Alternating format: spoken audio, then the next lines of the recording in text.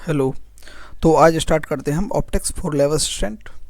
बीच में थोड़ा सा गैप लग गया था हेल्थ इशू के कारण, तो अब हम कंटिन्यू करते हैं, रेगुलर चलेंगे आपसे। ठीक है। तो optics for level assistant, optics for level assistant. ठीक है। सिलेबस क्या दे रखा है उसमें? Microscope, telescope, interference, diffraction and polarisation and polarimeter. ये सिलेबस में दे रखा है कि ये टॉपिक है, ये सब टॉपिक दे रखे हैं ऑप्टिक्स के अंदर। ठीक है, ऐसे दे रखा है, लेकिन हमें पढ़ना तो पूरा है। ठीक है।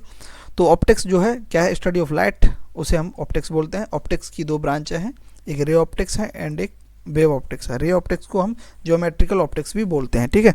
इन रे ऑप्टिक्स के अंदर जो टॉपिक्स जो हमने पढ़ने हैं वो क्या है? इंट्रोडक्शन देखेंगे कि होता क्या है रे ऑप्टिक्स। सीधी सी बात है, रे ऑप्टिक्स वही है जिसमें जो लाइट है एक स्ट्रेट लाइन में ट्रेवल करे, सीधी सी बात है। रिफ्लेक्शन ऑफ लाइट देखेंगे इसमें रे ऑप्टिक्स के अंदर, लॉ ऑफ रिफ्लेक्शन देखेंगे, image formation of by plane and spherical mirror देखेंगे, मिरर फार्मूला देखेंगे, power of mirror, refraction of light, refractive index, law of refraction जो क्या है? स्नेल्स लॉ है, real and apparent depth, critical angle and total internal reflection TIR, prism lenses and microscope and telescope जो important है, जो syllabus में दे ही रखा है। ठीक है। तो ये भी हम देखेंगे। तो स्टार्ट करते हैं। रे ऑप्टिक्स इंट्रोडक्शन देख लेते हैं। It is a branch of optics in which we will study the behaviour of light. Light का बिहेवियर की स्टडी करेंगे जिसमें, एंड वी आल्सो अज्यूम करते हैं कि जो बिहेवियर होगा लाइट का, that light travels in straight line. Straight line के अंदर जो लाइट ट्रेवल कर रही है उसका क्या बिहेवियर है वो हम रे ऑप्टिक्स के अंदर पढ़ते हैं। लाइट क्या है? लाइट एक्चुअली क्या है? एक इलेक्ट्रोमैग्नेटिक सोर्स है या फिर इलेक्ट्रोमैग्नेटिक एक स्पेक्ट्रम है in which electric and magnetic field oscillate. Electric और मैग्नेटिक फील्ड ऑसिलेट करते हैं। ठीक है। वही क्या है? लाइट है, एक इलेक्ट्रोमैग्नेटिक सोर्स है। ठीक है। या फिर इलेक्ट्रोमैग्नेटिक क्या है? एक स्पेक्ट्रम है। जो लाइट की जो विजिबल रीजन में होती है जो लाइट, उसकी रेंज क्या होती है? 400 नैनोमीटर टू 700 नैनोमीटर तक की रेंज होती है, विजिबल रीजन में होती है, विजिबल रीजन होता है ये। ठीक है। ठीक है। Light makes everything visible. ये बात देखो, फैक्ट है ये बहुत अच्छा। ठीक है। ये थोड़ा सा दिमाग खोलेगा। लाइट जो है, लाइट के कारण ही हम हर चीज़ को देख पाते हैं। किसी भी ऑब्जेक्ट पर लाइट जैसे ही पड़ती है और लाइट जब उस ऑब्जेक्ट से रिफ्लेक्ट होकर के, टकरा करके, परावर्तित होकर के वापस हमारी आंखों में जब आती है तब हम किसी भी ऑब्जेक्ट को देख पाते हैं। ठीक है। लेकिन वट लाइट जो है इट्स सेल्फ, यानी कि light itself it is invisible, यानी कि वह देखी नहीं जा सकती। So we can see object not the light. इसलिए हम लाइट को नहीं देख सकते लेकिन ऑब्जेक्ट को देख सकते हैं। ठीक है। ये बहुत अच्छा पॉइंट है। ठीक है। ये इस पॉइंट से क्या है, हम वेदांत भी समझ सकते हैं अच्छे से, लेकिन यहाँ वो टॉपिक नहीं है अपना। नेक्स्ट चलते हैं। Colour of light depends on it's frequency. एक बात ये है कि लाइट का जो कलर होता है अलग अलग, वह उसकी फ्रिक्वेंसी पर डिपेंड करता है। फ्रिक्वेंसी क्या होता है आगे देखेंगे। ठीक है। लेकिन जैसे जैसे फ्रिक्वेंसी, विबग्योर देखा होगा, VIBGYOR,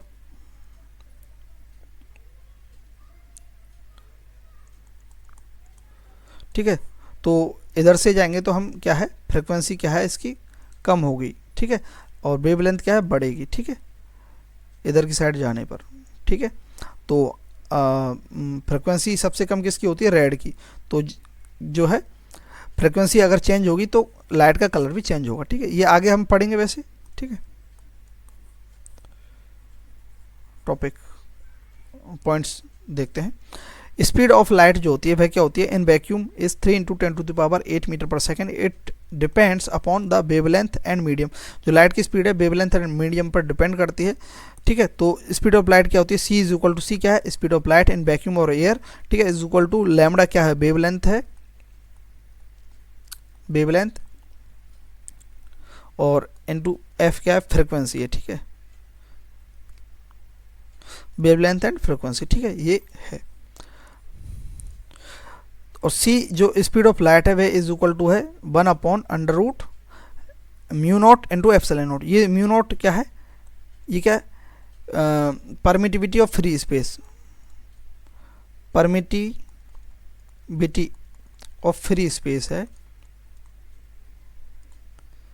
space for magnetic field. ठीक है।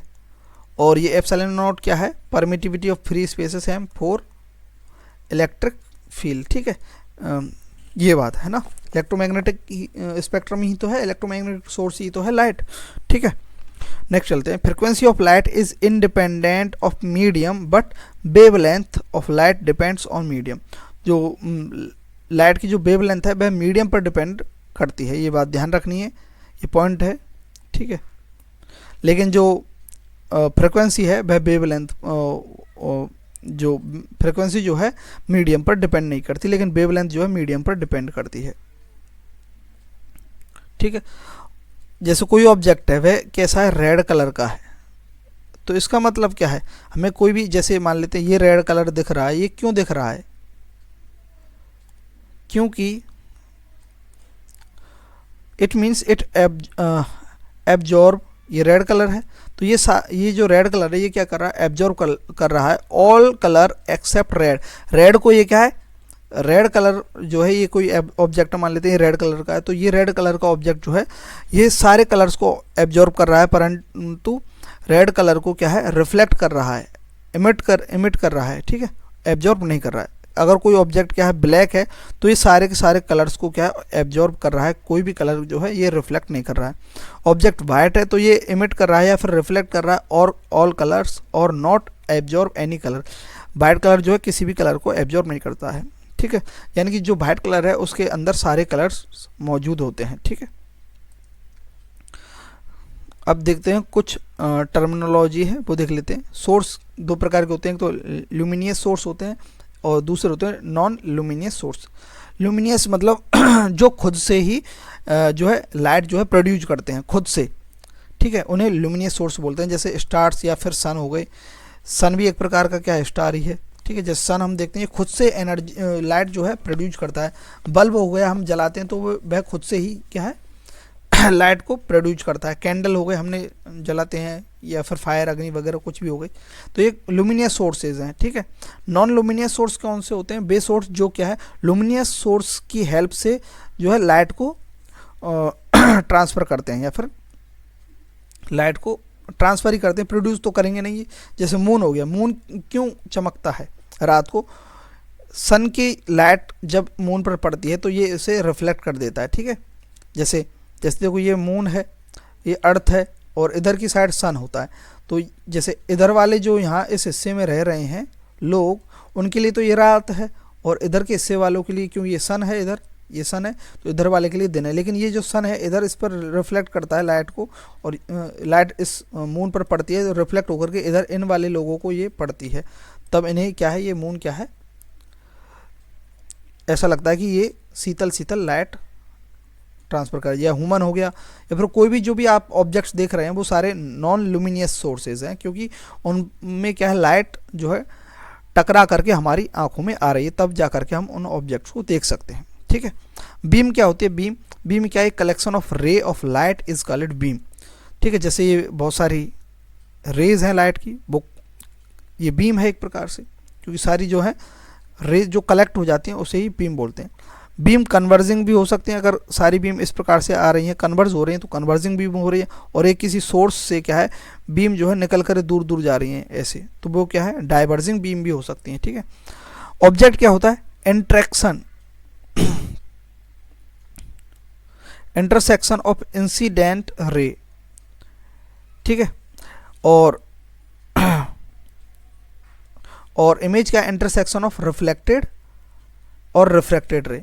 ठीक है, जो देखो एक मिनट, जैसे ऑब्जेक्ट क्या होता है, किसी ऑब्जेक्ट वह होता है जिससे इंसिडेंट रे जो आती हैं, आती हुई इंटरसेक्शन होता है किसका, ये इंसिडेंट रे है, इनका इंटरसेक्शन कहाँ है, ये रहा, ये जो मैंने गोला बनाया ये इंटरसेक्शन है, यानी कि यहाँ से निकल रही है इंसिडेंट रे। ठीक, और इमेज क्या होती है, जहाँ पर क्या है रिफ्रैक्टेड रे या रिफ्लेक्टेड रे क्या करती हैं, आपस में इंटरसेक्शन करती हैं, इंटरसेक्ट करती हैं, आपस में काटती हैं एक दूसरे को, तब इमेज जाकर के बनती है। ठीक है, आगे हम देखेंगे, ये समझ लेंगे। तो सीधी सी बात है, ऑब्जेक्ट क्या होता है, इंटरसेक्शन ऑफ इंसिडेंट रे। सीधी सी बात है, जिससे इंसिडेंट रे आती हैं, जिससे रेज आती हैं, तभी तो हम किसी भी ऑब्जेक्ट को देख पाएंगे। ठीक है, जिससे रेज आएंगी हमारी आंखों में एंटर करेंगी।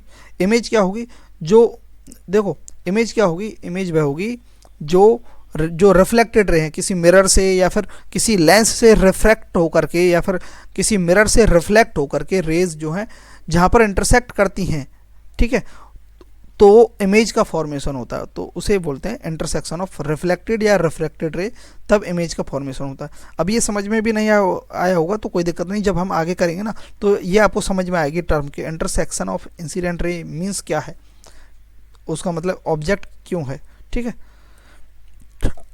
ये टर्म याद रखनी है, ठीक है, क्योंकि ये आगे काम आएगी, ये बस याद रख लो। अगर ये वाला टर्म समझ में नहीं आया हो तो आगे जब हम जो डायग्राम में हम देखेंगे ना तब अच्छे से समझ में आएगा। बहुत अच्छा है, वैसे आपको समझ में आ गया होगा जिससे भी इंसिडेंट रे आ रही हैं, ठीक है, जहाँ पर भी इंसिडेंट रे इंटरेक्टेड हैं तो उसे ऑब्जेक्ट बोलेंगे।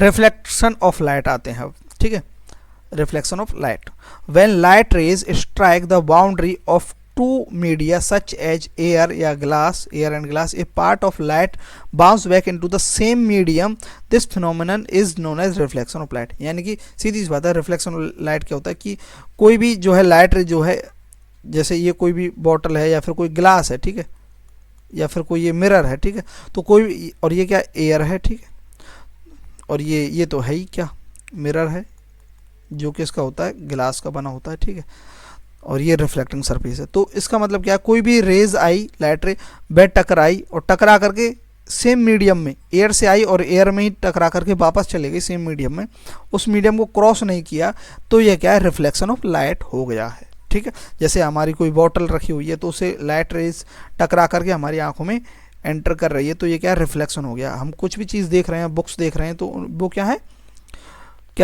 एक प्रकार से रिफ्लेक्टिंग सरफेस है, रिफ्लेक्शन शो कर रही हैं, तभी तो हमें शो हो रहा है। तो मिरर जो होता है उसमें जो है रिफ्लेक्शन 90 to 95% हो जाता है, इस कारण से हम अपनी इमेज भी देख सकते हैं, ठीक है। अब देखते हैं लॉ ऑफ रिफ्लेक्शंस, ठीक है। Incident ray, reflected ray and normal to the point of incident ray, ये बहुत इंपॉर्टेंट पॉइंट है। Normal to the point of incident, ठीक है, all lies in same plane. तो इंसिडेंट रे, ये इंसिडेंट रे है और ये रिफ्लेक्टेड रे है, और ये नॉर्मल, कौन सा नॉर्मल है, जो नॉर्मल इंसिडेंस रे पर बन रहा है, ठीक है, इंसिडेंट रे पर। तो नॉर्मल तो यहाँ पर भी है, यहाँ पर भी है, तो कौन सा वाला normal, normal to the point of incidence, incidence जहाँ हो रहा है, यहाँ इंसिडेंस हो रहा है, ये इंसिडेंट रे आ रही, उस पॉइंट पर जो नॉर्मल बन रहा है ना वह, और जो इंसिडेंट रे है उसका जो पॉइंट बन रहा है, और जो रिफ्लेक्टेड रे है उसका जो पॉइंट बन रहा है, वो तीनों क्या है, एक ही प्लेन में होती हैं, तो एक ही प्लेन में है ये, ठीक है। Angle of incidence is equal to angle of reflection, तो ये एंगल ऑफ इंसिडेंस है आई, इज इक्वल टू होगा एंगल ऑफ रिफ्लेक्शन आर, ठीक है। नेक्स्ट चलते हैं, प्लेन मिरर क्या होता है, प्लेन मिरर देख लेते हैं।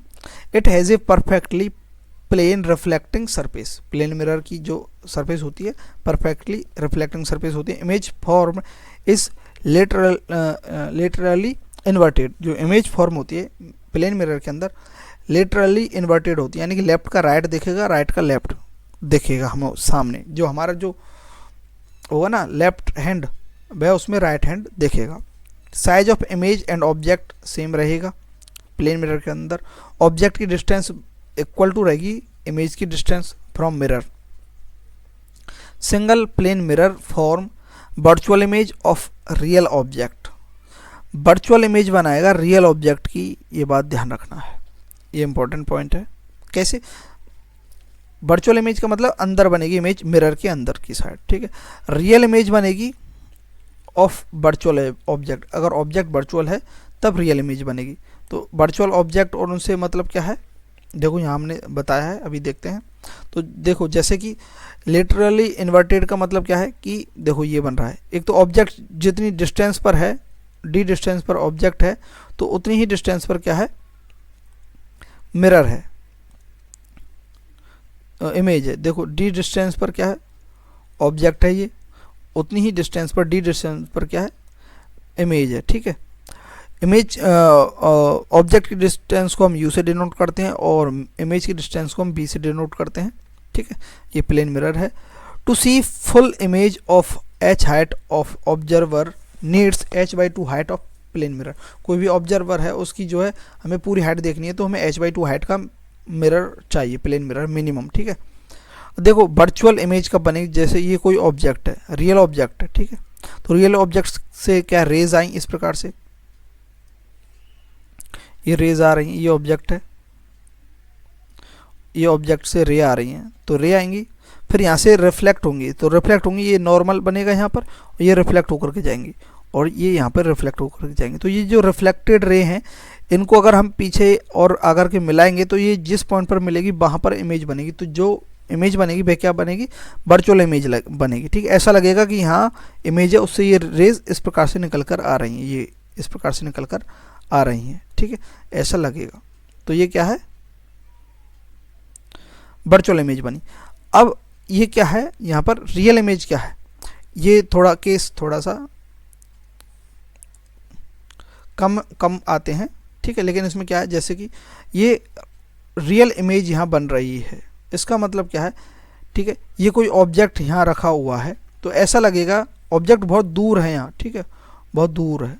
तो इसमें क्या है कि जब ये रेज ऑब्जेक्ट से आएंगी तो ये टकरा करके इस प्रकार से जाएंगी और ये टकरा करके इस प्रकार से जाएंगे, तो एक पॉइंट इमेज यहाँ बनेगी आगे की साइड, ठीक है। और जो ऑब्जेक्ट रहेगा वह ऐसा लगेगा कि इसके अंदर रखा हुआ है, वर्चुअल है ऑब्जेक्ट, किसके अंदर रखा हुआ है, मिरर के अंदर, उससे जो ये रेज आ रही हैं उसके कारण जो है ये बन रहा है, कोई भी इमेज बन रही है, ठीक है, ये वर्चुअल ऑब्जेक्ट रहेगा और रियल इमेज यहाँ बनेगी, ठीक है। तो ये इस प्रकार का कहाँ देखा गया है, आपने देखा होगा प्रोजेक्टर्स के अंदर, जो आप मूवी वगैरह देखने जाते हैं तो जो मूवी थिएटर्स के अंदर जो प्रोजेक्टर लगे होते हैं उनमें यूज होता है, ठीक है। तो ये वर्चुअल ऑब्जेक्ट है, ठीक है, और ये रियल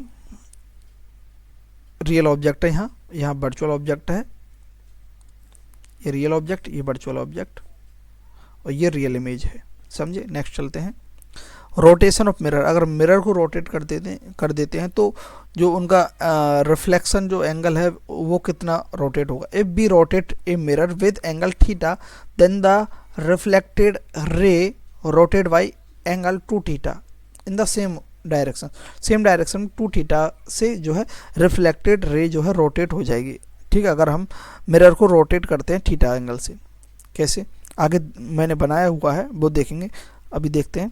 रोटेशन ऑफ इंसिडेंट रे अगर हम मिरर को रोटेट करवाते हैं, ठीक है, मिरर को रोटेट करवाते हैं तो जो रिफ्लेक्टेड रे है वह कितना रोटेट करेगा, 2 थीटा, ठीक है। और अगर हम इंसिडेंट रे को ही रोटेट करवाते हैं और मिरर क्या है, फिक्स्ड है, तो if b rotates incident ray by some angle then the reflected ray rotate by same angle but in opposite direction इसका मतलब डेविएशन देखते हैं। डेविएशन मतलब भ्रष्ट, मतलब पथ भ्रष्ट होना, डेविएट हो जाना, अपने मार्ग से हट जाना, डेविएशन। तो डेविएशन होता है delta is equal to 180 - 2y होता है। जैसे कि ये हम दिखा देते हैं, जैसे ये कोई मिरर है, ठीक है, ये कोई रे आ रही है, इंसिडेंट रे है, ठीक है। अब ये इंसिडेंट रे जो है आई जो है, ये प्लेन मिरर के अंदर देख रहे हैं हम डेविएशन, ठीक है, ये आई है, तो ये किधर जाएगी, रिफ्लेक्ट होगी, रिफ्लेक्ट होकर के नॉर्मल कहाँ बनेगा, ये जो इंसिडेंट रे है इसका जो पॉइंट है वहाँ से ही नॉर्मल बनेगा, ये नॉर्मल है, और रिफ्लेक्टेड रे ऐसे इस नॉर्मल से होकर के ऐसे जाएगी, ठीक है, ये रिफ्लेक्टेड रे है आर, ठीक है। एक्चुअली में तो ये जो रे है आई जो है इंसिडेंट रे है, ये ऐसे जा रही थी सीधी सीधी, लेकिन इस मिरर के बीच में आने के कारण ये क्या है, डाइवर्ट हो गई, ठीक है, डेविएशन हो गया इसमें। जानी तो ये ऐसे चाहिए थी लेकिन ऐसे ना जा करके ये ऐसे हो गई, ठीक है, ऐसे हो गई, ये ऐसे जानी चाहिए थी लेकिन ये ऐसे चली गई, ठीक है, समझे कहने का मतलब। तो ये कितना जो है डेविएट हुई, तो ये कितना डेविएट हुई, ये क्या है, देखो इतना डेविएट हो गई, ये है एंगल ऑफ डेविएशन, इतना डेविएट हो गई, ठीक है, इधर की साइड डेविएट हो गई, ये एंगल है। तो ये एंगल क्या होगा, तो पहले देख लेते हैं, ये क्या है, एंगल ऑफ इंसिडेंस है, ये आई है, ये आर है, तो डेविएशन क्या होगा, ये जो टोटल एंगल है 180 है, डायरेक्ट सीधी जाती तो 180 डिग्री एंगल होता, लेकिन ये डाइवेट हो गई, कितनी डाइवेट हो गई, तो हम जानते हैं angle of incidence is equal to angle of reflection, ठीक है। तो इसको अगर हम जो है ऐसे लिख सकते हैं, इसको भी आर को हम आई भी लिख दें तो इसमें कोई दिक्कत है नहीं। तो हम अगर लिखें जनरली तो आई प्लस आर प्लस डेल्टा, ये जो डेविएशन हुआ है इज इक्वल टू 180 हो रहा है ना। आर को हम आई लिख सकते हैं तो आई 2i हो जाएगा, 2i plus delta is equal to 180। तो deviation angle is equal to होगा, डेल्टा इज इक्वल टू होगा 180 माइनस 2i। ठीक है, ये याद रखना है प्लेन मिरर के लिए, बस ये फॉर्मूला है, मैंने ये याद रख लो। ठीक है, ये तो समझ लिया होगा। ठीक है, नेक्स्ट चलते हैं, velocity of image in plane mirror. Plane mirror के अंदर वेलोसिटी देखते हैं। Velocity of object with respect to mirror is equal to होगा माइनस में। ठीक है, कब होगा ये माइनस में? अगर हम क्या है एक्स डायरेक्शन में यानी कि परपेंडिकुलरली अगर हम मूवमेंट कर रहे हैं तब माइनस में आएंगे। Velocity of object with respect to mirror is equal to होगा माइनस में velocity of image with respect to mirror, क्योंकि जैसे मिरर है इधर से ये एक्स डायरेक्शन मतलब परपेंडिकुलर, इधर से कोई ऑब्जेक्ट ऐसे जा रहा है तो इमेज जो है उसके अपोजिट डायरेक्शन में ऐसे आएगी। स्पीड तो क्या रहेगी, सेम रहेगी, हम जानते हैं। ठीक है, ये मिरर है। ठीक है, वेलोसिटी ऑफ मिरर देखेंगे इसमें। अब ये डेरिवेशन से अगर हम निकालेंगे, सीधी सी बात है, इसी को अगर हम सॉल्व करेंगे ना, ये मेन चीज़ है, इसे याद रखो। तो वेलोसिटी ऑफ मिरर क्या होगा, ये होगा velocity of image plus velocity of object upon 2। क्योंकि देखो इसको अगर हम खोल करके लिखेंगे तो कैसे लिखेंगे, velocity of object minus velocity of mirror is equal to होगा वेलोसिटी ऑफ इमेज जो माइनस में है माइनस वेलोसिटी ऑफ मिरर। ठीक है, ये बाहर माइनस में लगा हुआ। ठीक है, माइनस ये मल्टीप्लाई होगा, वेलोसिटी ऑफ माइनस मल्टीप्लाई होगा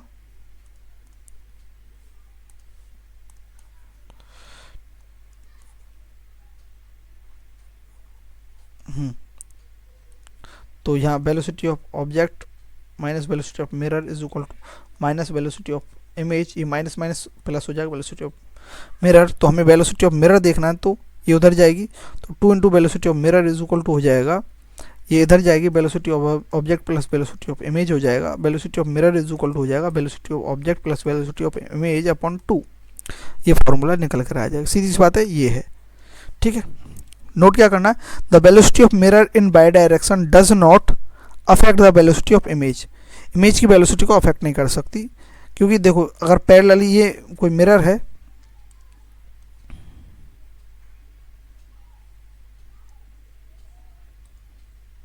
देखो अगर ये कोई मिरर है और कोई ऑब्जेक्ट ऐसे ऊपर की तरफ पैरेलली मूव कर रहा है तो इमेज भी ऊपर की तरफ ही मूव करेगी।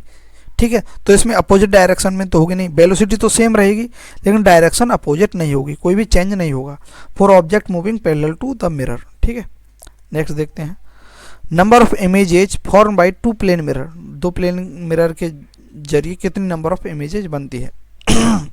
केस 1 क्या है, when 2 plane mirrors are placed in front of each other parallelly then infinite number of images are form.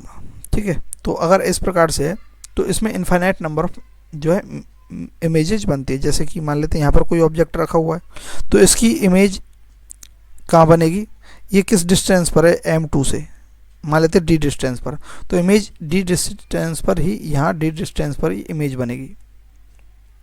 i लिख देते हैं यहाँ। ठीक है, ये o फर्स्ट है, ये i फर्स्ट बनेगी।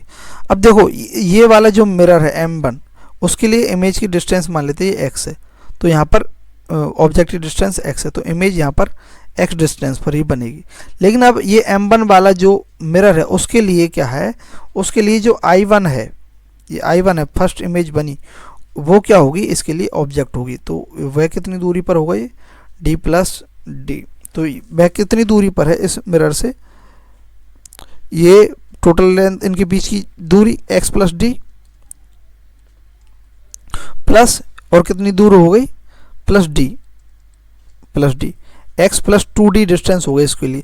तो ये m1 के लिए ये जो i1 फर्स्ट इमेज है वह क्या होगी, ऑब्जेक्ट होगी। तो इसकी जो इमेज बनेगी वो इधर बनेगी, कितनी मान लेते हैं कितनी दूरी पर है, x प्लस 2d, तो x प्लस 2d दूरी पर यहाँ जो है इमेज बनेगी दूसरी।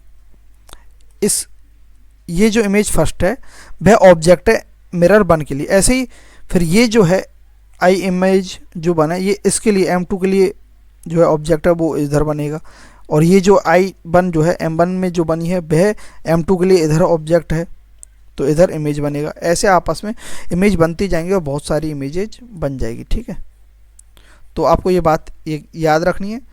ठीक है, क्या बात याद रखनी है कि अगर दोनों पैरेलली हैं, दो प्लेन मिरर, तो उनमें इनफाइनाइट नंबर ऑफ इमेजेज बनेगी। बस ये मेन बात याद रखने की है। ठीक है, कैसे बनती है ये इतना इम्पोर्टेंट नहीं है। ठीक है, इतना नहीं पूछा जाता है लैब असिस्टेंट के अंदर। नेक्स्ट देखते हैं दूसरा केस क्या है। When two mirrors are at same angle, at some angle and m जो है इज इंटीजर। ठीक, m क्या है वो देखते हैं। m है 360 अपॉन थीटा। थीटा क्या है? Angle between two plane mirror, दो प्लेन मिरर के बीच में जो थीटा है उसे क्या है बोल रहे हैं हम, थीटा बोल रहे हैं। और m क्या है? 360 डिग्री अपॉन थीटा। ठीक है, तो अगर ऑब्जेक्ट जो है एंगल ऑफ बाइसेक्टर पर है, मान लेते कोई भी एंगल है 30 डिग्री 40 डिग्री, तो और जो ऑब्जेक्ट है वह 20 डिग्री पर है। मान लेते हैं ये जो है थीटा 40 डिग्री है और ऑब्जेक्ट कहाँ प्लेस्ड है 20 डिग्री पर, 20 डिग्री पर ऑब्जेक्ट प्लेस है और ये पूरा जो एंगल है ये 40 डिग्री है, तो ये एंगल ऑफ बाइसेक्टर पर है, तो ये सिमेट्रिकल कंडीशन हो गई। ठीक है, तो अगर वैल्यू ऑफ m की वैल्यू को हम निकालते हैं 360 अपॉन थीटा करते हैं, तब m की वैल्यू निकल कर आती है। m की वैल्यू अगर इवन निकल कर आ रही है, इवन क्या है? इंटीजर है, एक प्रकार से फ्रैक्शन में नहीं है, इंटीजर में 1 2 3 4 कुछ भी आ रही है, तो नंबर ऑफ इमेजेज कितनी होंगी? E1 निकल कर आ रही है। तो ये बात याद रखना, E1 में वह कहीं पर भी हो, ऑब्जेक्ट बाइसेक्ट पर हो या ना हो, लेकिन अगर E1 वैल्यू आ रही है तो नंबर ऑफ इमेजेज कितनी होंगी? m-1 होंगी। ये बात याद रखना है। अगर ओड आ रही है, ठीक है, और इंटीजर ही होनी चाहिए, 1 3 5 ओड आ रही है, तो अगर सिमेट्रिकल कंडीशन है, यानी कि ऑब्जेक्ट क्या है एंगल ऑफ बाइसेक्टर पर है, बीच में है, तो सिमेट्रिकल कंडीशन में m-1 इमेजेज बनेंगी अगर ओड है। ये बात याद रखना, ओड नंबर ऑफ आ रहा है m की वैल्यू। ठीक है, और अगर